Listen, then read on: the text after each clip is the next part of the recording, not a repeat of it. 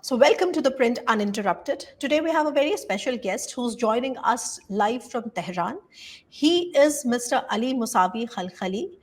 He's a celebrated journalist, a writer, but most importantly, right now, he is the press officer for Iran's Ministry of Foreign Affairs, and he is very much with the Iranian foreign minister. Very pleased to welcome you, Ali. What a pleasure to be joined by you. How are you doing? Thank you very much. I'm so happy to see you in this meeting. Let's just start with how things are right now in Tehran. So, there is a ceasefire that has been announced by President Trump, and it's been a few days, and the ceasefire is holding. So, in your opinion, how would you first tell me about this ground situation? How do you think is the ceasefire going to hold? What is the fragility of the ceasefire? Just first, let's just start with some updates from Tehran and from larger Iran. And the first, I must say, this ceasefire is not the ceasefire according to UN legally, because Iran has not recognized Israel. So we Mm-hmm. cannot say this ceasefire is according to international law. Mm-hmm. Uh, this is just leave the war from two sides of the war. Israel said we stop the attack, and Iran said, okay, we will stop the attack after Israel stop. So right now we see this is no war, but is it temporary ceasefire or a comprehensive peace agreement elastic? I think this is not. We cannot say any. We cannot have any answer for this question. Nobody in Iran knows tomorrow Israel suddenly will attack here on Iran or not, because this is just stop the war from a person by Twitter. Now Okay. Donald Trump write on the Twitter, the war must be stopped, and both sides stop the war. So we cannot say what will be happening in future. In Iran, nobody knows will be happening in future. But maybe if Iran and US has not will not go to negotiation table, uh, Israel back to war against Iran. I think it's maybe happening in future. So, what are the prospects then? We all understand that this is not really the legal way of really bringing the war to an end. It kind of went out for 12 days, and we all saw that. We were glued to our screens and our social media accounts to see what was happening.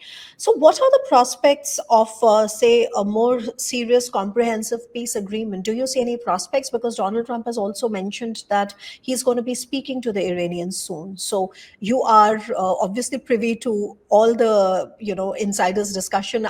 I believe you are in all those rooms where these discussions are happening, so please tell us whatever you can. Uh, uh, Look, we have a lot of a problem with West in generally, Mm-hmm. just only Israel or US. Problems, Mm-hmm. Iranian government, Iranian system, problems with the West, the conflict, the war, or every word we can say about that will be continue. So Mm-hmm. a time with a war, a time with tension, a time with this conflict, it will be continue. We have a problem with the West, and we want the West accept us as a member of the new pole of the world, but the West wants we be regular with this system, West system in the world. So when we don't solve our problem with the West, this situation will be continued, I think. And Ali, if you can also give us details, because we keep hearing, of course, from all the accounts in the US and also from so many accounts in Tel Aviv and so on and so forth, and also in the larger West. But what is the extent of damage to not just to, of course, Fordow is everybody's talking about Fordow because of the GBU 57 unprecedented strikes. But by and large, what is there is so much speculation. How would you assess that?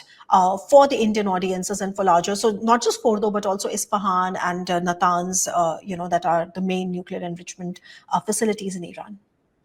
we know these three sites has carried on so much damage, but we cannot see this positions. Mm-hmm. We only heard from the officials or from the governments. It seems those sites has damaged so much, but we don't know how much the damage.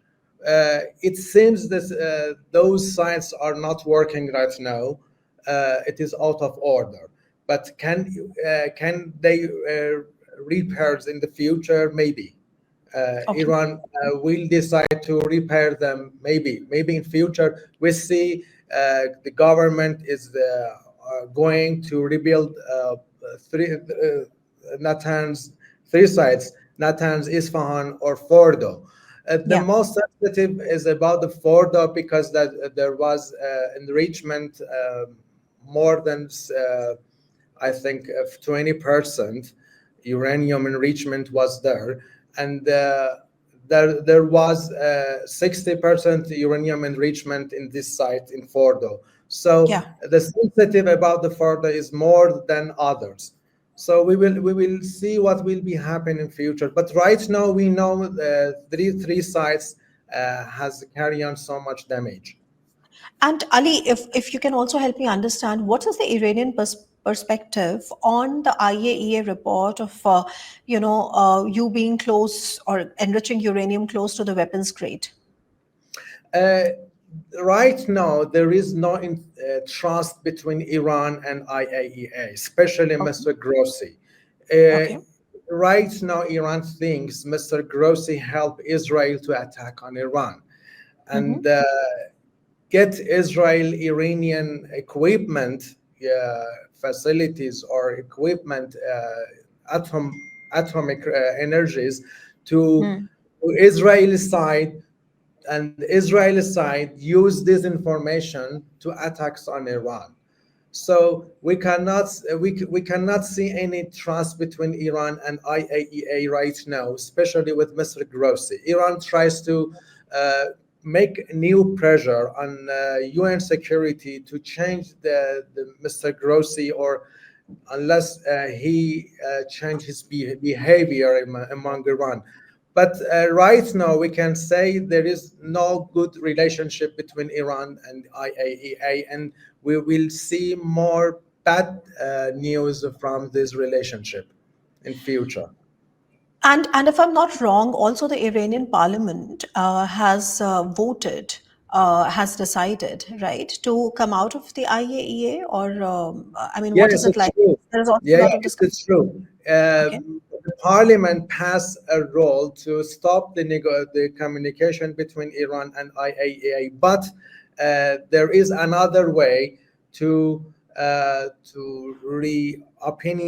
recovering this view Mm-hmm. after the Security Council of Iran. Yeah. If Security Council of Iran sees Iran government can see new behavior, new change of behavior from IAEA, they can the government can back to have communication with it or And if, cooperation. yeah, But and if I'm right right, yeah, anything. Right sorry. now, it Yeah. seems Iran and IAEA will stop their communication or make less communication between two of them. Look, we are not leave the IAEA, and according to the constructions of IAEA, Iran must be cooperate with IAEA. The Yes. representatives of IAEA are in Iran and are continue to is working in Iran. So Mm-hmm. there is a kind of communication between two sides, but there is no trust between Iran and IAEA. So we will see more, maybe in future, more news about this kind of communication between two sides. And also, I mean, whenever the discussions happen, and of course, this is all speculation. So, of course, I'm asking your views on it. But then, whenever these discussions happen, what would be Iran's red lines? Because what we hear all the time from the U.S. and also from Israeli side is that the nuclear enrichment program is delayed, if not completely obliterated. Of course, there's a lot of speculation around that. But I mean, is Iran willing to freeze the nuclear enrichment program? What are going to be your red lines when you have that discussion? Look, until yet, Iran has the enrichment rights. Is its Hmm. red line. It's a Okay. true U.S. and U.S. and Israel attacks Iran facilities, but Hmm. enrichment, the rights of enrichment is red line for Iran until now. Hmm. Oh, in every negotiation in future, it will be Hmm. discussed. So Iran cannot, nobody cannot say, and Iran wasn't like to is not like to say that Hmm. we freeze these rights. Maybe you say so. So how can Iran go to the table for negotiation? I said Right. Iran is going to table to discuss about its rights in Okay. future. Iran Hmm. wants to have enrichment Hmm. uh, according to its rights, according to UN rights. So this is the basic of any negotiation in future. Right. And also, I mean, it's also helped me understand that while Iran has been I would say a very stable supporter to Russia when it came to, say, for example, the Shahed 136 drones, etc., which was so instrumental in Russia's war against Ukraine. But we did not really see any military cooperation coming from Russia. So is that coming largely from the factor that Russia is preoccupied in the war in Ukraine, or is it also indicative of how the Russian influence is waning in the Middle Eastern region? What is your opinion? We don't have any army cooperation with Russia in before. Yes, Hmm. in Ukraine war, Iran uh, has helped Russia in that war, but opposite of that, we don't see anything from Russia. Uh, Yeah. in in Israel war, Russia cannot help Iran against Israel because Hmm. Russia has a communication with Israel itself. Okay. Russia has the very normal communication with Israel, normal relationship with Israel. So Hmm. Russia doesn't like to change this balance between Iran relationship and Israel relationship. So Okay. Russia couldn't, and will not can help Iran in military cooperation. So the reason why I asked you this question also came in the aftermath of Bashar al-Assad's fall in Syria, when, of course, we knew that Russia has important bases there, both an air base and a naval base, and yet we could not see that Russia, because all these years, Assad's regime was supported by both Iran and Russia. So there a sense, all right, I get the multi-alignment part that Russia would like to balance between Israel and Iran, but coming to the larger influence that the Russians held in the Middle Eastern region, do you think that there has been recently a kind of a change in that? Do you assess it like that? Yes, exactly. I think Iran influence and Russia influence in Sham in general in Syria is Mm-hmm. decreased, and Iran influence in that region is decreased, and Mm-hmm. we don't have very good relationship with Syria, new Mm-hmm. regime of Syria. Uh, there is no relationship between Okay. Iran and Syria right now, Yeah. and will continue. The Russia has not have a good relationship with Syria too. Yeah. So we can say Iran and Russia lost the Syria right now. Yeah, yeah. No, I mean, and also, what is your view? Because you are sitting in Tehran, of course, and we are also looking very seriously now at the Caucasus, because normalization in the Caucasus is also in India's interest because we have connectivity, out there. So, Yeah. I just help me understand from Tehran's perspective. Of course, you know that we have significant investments in Chabahar, and I'm going to ask you about that. But in terms of Caucasus, I mean, you also see that angle playing out in the Caucasus by way of, whatever normalization is going on. Can Russia play a role? Can Iran play a role? Because we would like to connect Armenia also to INSTC, isn't it? And then, we have a trilateral with you, India, Armenia, and, Iran. So what are your views on that? Uh, Iran has a lot of interests in Caucasus. The Russia has a lot of interest in Caucasus. Mm-hmm. In this region, Iran and Russia can cooperate with together in Caucasus. But Mm-hmm. Iran wants to make a balance between its relationship with Armenia and with Azerbaijan. Azerbaijan, the most people of Azerbaijan are Shia, and Iran, the most people of Iran are Shia. So it makes a basic communication between two countries. But Okay. Armenia has very strategic position for Iran. So Iran wants to have the same, in the same time, good relationship with Armenia. It Mm-hmm. makes some problem for Iran to balance this kind of communication. Okay. Russia, for Russia, Caucasus is very important. But the its war with Ukraine, it caused to some ignore a lot of matters happening in Caucasus. So Okay. Iran thinks Russia forget Caucasus because of Ukraine war, Mm-hmm. and Iran, but both sides, Iran and Russia, has their interest in Caucasus. I think if the conflict in Caucasus continue or receiving a position, a Mm-hmm. hard line position, two countries will be cooperate to solve the problems in this region. The Caucasus is very important for Iran, and they very more important for Russia too. Yeah, and since we are discussing, the big powers there, of course, we have to discuss China because I see China also is having an increasing role to play in the Middle East, not in terms of security cooperation per se, but right now, of course, we know that China wants. I mean, Iran and China have had a very deep relationship. China has promised a $400 billion worth of investment in Iran. And lately, if some reports are to be believed, you have shown interest in their J-10 fighters and their HQ 19 air defenses. What is the truth in those reports?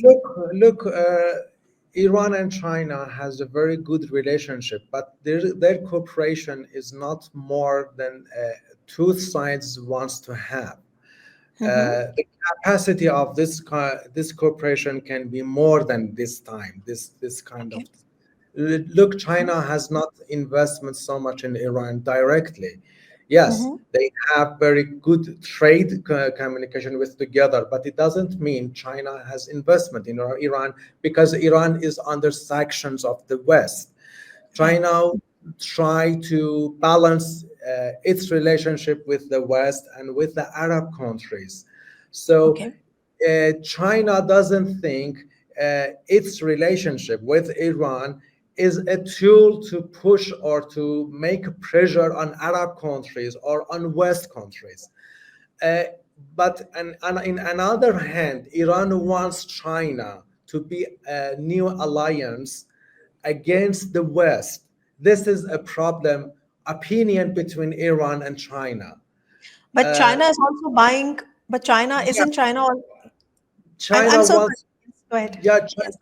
China wants to have a normal relationship with everywhere, includes United States, Europe countries, West countries, Arab countries. But Hmm. Iran thinks it is a single in front of the West and can use the capacity of China and Russia against them. This is the point problem for Iran, I think. For that, I think uh, Iran and China has a very good relationship, but Hmm. in different opinion. Okay. I, I mean, I'm sorry for interjecting, but I just meant to sort of mention that China has also become the biggest buyer of Iranian oil, especially after it was sanctioned, when Donald Trump, after yeah, the JCPOA broke down in 2018. And also help me understand that Iran has been pushing for getting BRI projects, from China. I mean, what is the development on that? look, China only buy oil from Iran and Hmm. sell goods to Iran. There is Okay. no investment. Okay. This cooperation only for normal goods for Iran, like useful goods. This is Hmm. not kind of cooperation, for example, in security cooperation or military cooperation. I Okay. don't think there is military cooperation between Iran and China. There is some here. We heard some things. Iran wants to buying some jets from China, Yeah. for example, aircrafts or other Yes. military equipments. I don't think China sell to Iran these equipments until Iran and West doesn't solve their problem. Okay. All right. And also, I mean, since we are discussing this, let me, before I come to India, because I want to touch upon that very stable and very friendly relationship towards the end. But before that, also, let's try and understand the Pakistan angle a little bit. Because, in terms of Pakistan, there we did see a bit of, I mean, just help us understand. So, Iran and Pakistan have a very close relationship as well, close strategic relationship. From even before the Islamic Revolution, we know Yeah, that. it's true. Yeah, Yeah. and even now it's a very close relationship. And but at the same time, what is your opinion when you see that Pakistan sort of cozies up to Washington? And I ask this in particular reference to Field Marshal Asim Munir, who's recently promoted himself to the rank of Field Marshal, going to United States and having a lunch with President Trump. So how do you sort of assess that? Is that for you a disjunct? And I mean, what is Tehran's perspective on this? Yeah, look, the relationship or communication between Iran and Pakistan and India is very important for three parts. Hmm. For Iran is more important because Iran has a border with Pakistan. Pakistan, and Pakistan is Iranian neighbor. But India is one of the biggest country in the world, and it has a very big economy in the world. This is the second economy in Asia after Hmm. China. So it is important for Iran. And Hmm. in before a years, for more than 100 years, Iran and India has relationship in the past, in the history. So Iran and India has very ties relationship, very root ties of relationship in before. Yeah. So this is important for Iran to make a kind of relationship with China, with India and Pakistan, and Okay. make a balance between them. Uh, Iran must be have a good relationship with Pakistan because Pakistan is its neighbor, Yeah. but must be have a very good relationship with India because India is historic uh, Hmm. country for Iran, historic communication country for Iran. So it is very important to use this kind of diplomacy to make Hmm. in good balance between this kind of relationship. No, but it must be tricky also, Ali, because see, now coming to the border that you just mentioned, of course, you have a 900-kilometer long border with Pakistan, and if you look at the crux of that border, you have the Baloch problem. I mean, you have the Balochistan province in Pakistan, and you have a Sistan Balochistan province in Iran, Yeah, yeah. and you do see that the Baloch people in Iran are a Sunni minority. So there is always this tension that is happening. So just help me understand, how do you manage this question with Pakistan? Because I This think is last year there were also strikes, isn't this it? is a It problem de-escalated. between Yeah. yeah, this is a problem between Iran and Pakistan about Hmm. this position. Look, Hmm. this is not just the Baloch people. This is Okay. the terrorist groups that is on in the Pakistan mountains, in the Hmm. Pakistan land. They Yeah. are coming to Iran and have terrorist activities and return to the Pakistan. Hmm. The Pakistani authorities is saying every time to Iranian government, we cannot have any control on them. But Okay. Iran wants to Pakistan government to control its borders against them. This is the problem between Iran and Pakistan. Hmm. Actually, in recent years, this problem has solved a lot, but the problem is continue until yet. We have terrorist problem, terrorist groups with living in some lands of some parts of Indian, Pakistani lands, and Yeah. come to Iran, and the threats is still in there. Hmm. So it is So, important for Iran to solve this problem. They must okay. to have communication and to use diplomacy to solve this problem.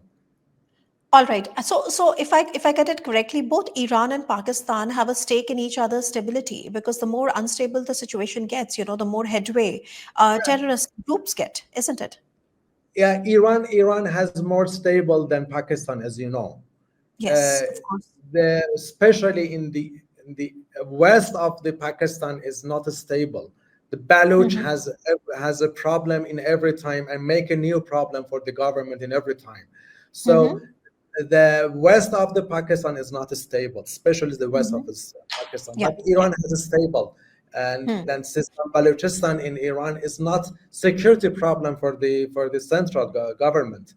So Iran must to continue its communication with Pakistan to solve its problem. It does not have any other choice. All right.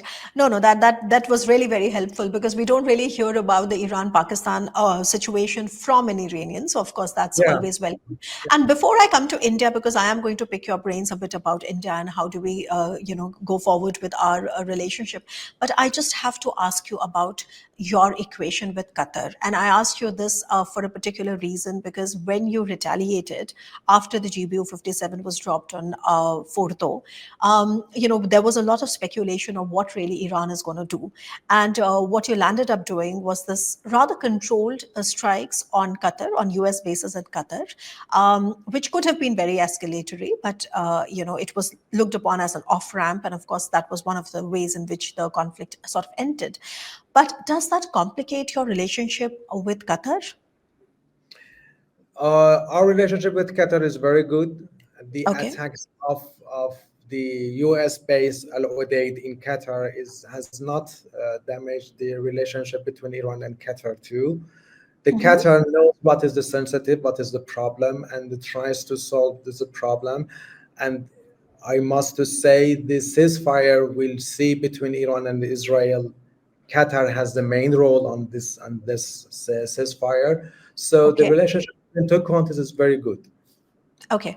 And Qatar is interesting because Qatar has not only US bases, Qatar also has Turkish bases. Qatar also has, if I'm not wrong, French bases, if I'm not wrong. So, Yes, um, yes, that's true. yeah. So But the Qatar problem knows. is the problem was not with Turkey or with the French. The problem Yeah. was with US. Yes. No, no. I mean, I just sort of mentioned that here because not many people know it, A, and B, because it also shows that Qatar has been very good with multi alignment and very good with sort of, Yes, leveraging its position. And also, it doesn't come as a surprise. So if I get you correctly, you're saying that the relationship between Iraq and Qatar is pretty much intact because the strikes are not on Qatar, the strikes are on the US basis, is what you're saying. yes, Okay. yes, Now, yes. just very, very quickly before I come to India, I know I have been, telling you that I'm going to come to India, but I want to Yeah. keep it for the end. So, very quickly, I mean, a bit of your assessment on the currently what is happening with the Houthis, because the Houthi, Hamas, Hezbollah. I mean, what is Iran's perspective now, especially because in the last 2 years we have seen a lot of decapacitation of these actors as well. Look at the support of these groups that you named them. Hmm. This is according to Iranian ideology. Iran must Okay. support them according to their ideology. Okay. Maybe you you say me the Hamas and or Hezbollah has accepted Mm-hmm. a lot of damages in Mm-hmm. before, but Mm-hmm. it doesn't mean Iran will not support them in future. The Okay. Iran must support them according to its ideology. When this ideology still be here in Iran, the Mm-hmm. support of them will be continue. If Okay.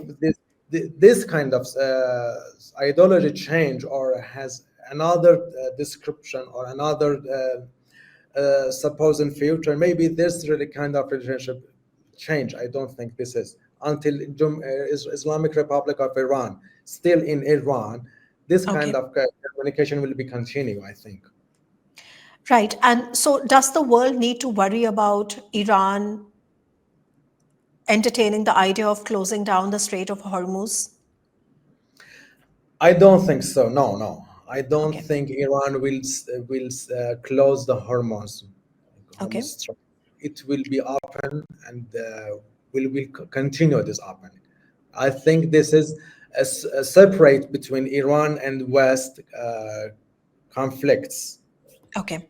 All right. What about the Red Sea? Do you see the situation returning to Red Sea normalization in the Red is Sea? different because Iran has not control directly on Red Sea. Red I Sea is understand that. Yeah. yeah. Yeah. Red Sea is under Mhm. control of the Yemenis people.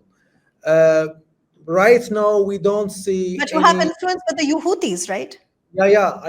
I want to say about that. Look, Mm. after U.S. and U.K. and Israel attacks on Houthis in Yemen, the Mm. threat from that position is decreased, and we don't see any problem in that region now. The Mhm. sea the sea transportation is continue right now, and Houthis cannot do or disturb any ship in that Red Sea in that region.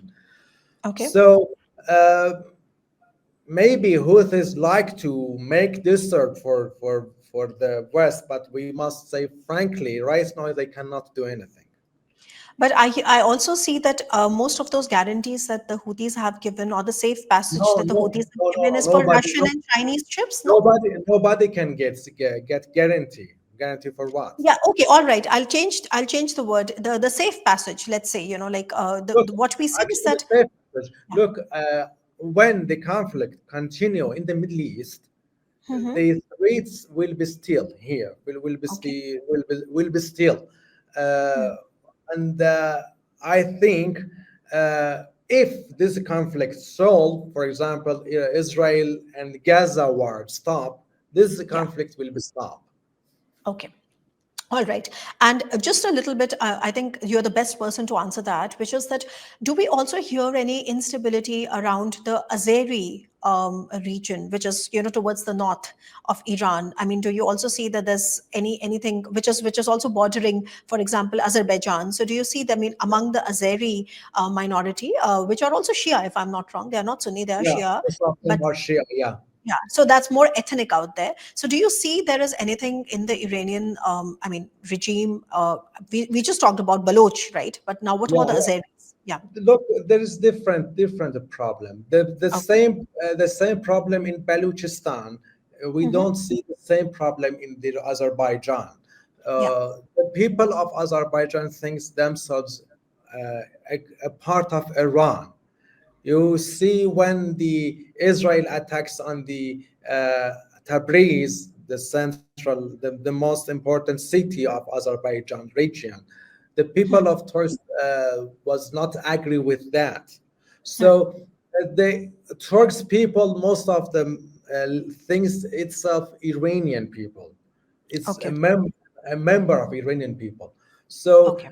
it is different with, for example, Baloch people or, for example, Sunni people in different places of Iran.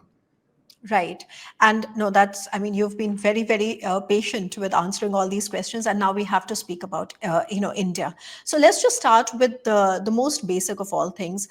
When the war started, from the Indian official side, of course, we got our students evacuated, back to India. So the first thing is that when do you think can we sort of resume that normalization, in the sense that when can the students go back and all that? Look, I must say this is frankly, Iranian was until now. I met a person in foreign affairs of Iran yesterday. The Okay. Iranian officials is unsatisfied from India to support Israel attacks on Iran. Okay. Uh, this they cannot carry on that they don't have weight. Israel India support Israel in this war, so Hmm. this is kind You think India support Israel in this war? yeah, yeah, India support Israel in diplomatic behavior But or India has there put is out a BRICS in joint media, statement. Yes. in Iranian media, Okay. we heard a lot of articles, a lot of analysis, a lot of news that India support Israel in internet, in hackers against Iran facilities. Maybe Mm-hmm. this is not true, but it Mm-hmm. seems this kind of agenda are supports from India and Israel too, to make Mm-hmm. this sense for Iranian people. Israel support India support Israel. Mm-hmm. All I right. don't know. Yeah, Because politically speaking, I mean, officially speaking, India has always tried to sort of multi-align because we have again balance. but, It's the same but thing. yes, but cannot make this balance. I think India Okay. cannot make this balance. So I how do I you? I think India was unsatisfied from Iran because Pakistan and India war. Okay. The ambassador it's himself told me we are Mm-hmm. unhappy to Okay. Iran involved between India, Pakistan and India war. So uh, some people in Iran thinks this is impact of Indian Pakistani war on Indian behavior in Israel in an Iran war. It seems India wants to say because you support or because you involve itself in Mm-hmm. our war with Pakistan, so we involve ourselves with your war with Israel and we support Israel. All right. So how do you think that? I mean, but at the same time, we have genuine interests in Iran. The Iranian geography is extremely important to us. I mean, without Iran, we are not able to have the strategic depth in Afghanistan because we need to bypass Pakistan. We are not Yeah, able to have an outreach to Central Asia because yeah, the SCO per se is not enough. We were also very let down by how SCO joint statement did not condemn Pahalgam, but only mentioned Baluchistan. So you know that the Indian Defense Minister refused to sign on yeah, yeah. that. I So, said in the first, Iranian and Indian relationship and communication is very important. I mhm, said in the first. yeah. Maybe sometimes we see this kind of behavior from two sides, or Iran and India feel some bad feeling from itself. But we cannot forget Iran and India relationship and communication was very important, especially for Iran. Right. We cannot, and in Iran, we cannot ignore India because India is the second large country in the Asia, and Yeah. from the economy, from the population, it has very good culture, very great culture in the world. India has a very great culture. We cannot ignore India. So the communication between two countries will be continue, and we hope as Iranian officials and Iranian opinion, public Hmm. opinion, they Hmm. think that the problem can be solved in future. As you Right. know, the communication between two peoples is very good, and it will be continuing in future. Uh, uh, Political sense has different. Sometimes you see there is up, sometimes you see there is down. So Right. but the people communication will be continue. Iranian people love the Indian people, and Yes. I think it can help to make better communication between two countries. And also then we have invested so much in Chabahar, especially in one of the terminals of Chabahar. Yes, yes, Yes, yeah, and I think that's Shahid Kalantari, if I'm not wrong, right? So yeah, that so there are two, and yes, we have invested in one. We also want to push for a rail link between INSTC and Chabahar. We also want to reduce Afghanistan's dependence on the Karachi port by connecting it to Chabahar. yeah, So yeah, yeah. Iran is It's true. important. Yeah. Chabahar is a Iranian Indian has a very important problem. This is Iranian sanctions. We Yeah. cannot ignore that. Iran is under sanctions of US, and it makes a problem in two countries to continue their communication, especially in economy. Yeah, Right. India likes to investment to have invest in Chabahar, but when US push and make a pressure on India, Mm-hmm. India must be stop some it works in Chabahar. But as you say, we have same interest in Afghanistan. We have same interest in terrorist problem. We have same interest in security communication in the Asia in general. So Mm-hmm. these can make a basic for any cooperation between two countries. Okay, all right. And just before I let you go, Ali, I think one of the most burning questions all over the world and also in the minds of so many Iran watchers and strategic community is about the stability of the regime per se. One of the things that we saw after this 12-day war is that while initially there were so many discussions that ultimately what is going to happen is a regime change, we saw that the regime is much more, stable than perhaps what everybody thought. I would just want to hear from you. Of course, I understand in what capacity you work, but in your assessment, where is the stability of the regime today? Also, from the eyes of the Iranian people themselves after what has happened. Look, the stability of regime is in Iran is right now is not damaged. Then we think it will be the same scenario of Syria. I I Okay. believe Okay. the stability of the regime is maybe it carry on so much a problem, but the stability Hmm. of regime is not the same of Syrian regime, Assad Okay. regime, or for example, Yemen regime in Ali Abdullah Saleh times, or Iraq regime when Saddam Hussein was the head of that countries. The Hmm. stability is right now is still continue, and the regime tries to control all of the cities of the country. Hmm. You don't hear until now the regime has not control in on a part of the country. We Right. see when but when hear about when we speak about Syria, in Syria Mhm. regime Assad regime was not have control has not had control in the biggest part of the countries in that time. Mhm. uh, Mhm. Assad was president only on for Syrian people in Damascus or in Halab Mhm. or in west of Mhm. the country, but in the Mhm. east of the countries was not under the control of the regime. But Hmm. Iranian regime right now has completely control in all of the borders of the countries, Okay. and now Iran is very big country, and Yes. its Mhm. control continue. So the stability is good right now. What will be happen in future? I cannot say anything.